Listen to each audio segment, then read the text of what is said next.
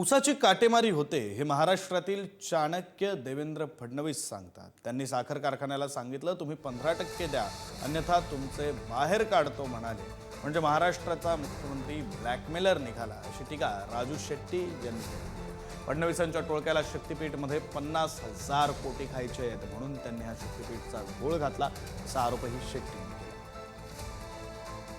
केला। पिकवत असाल 110 टन तुमचा ऊस होता, आपण वजन केलाय फक्त 100 टन।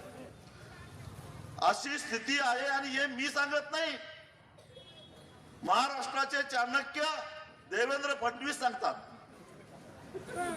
का नाही की काटा तुम्ही कसं मारताय मला माहिती आहे, ते बाहेर काढल्याशिवाय सोडणार नाही।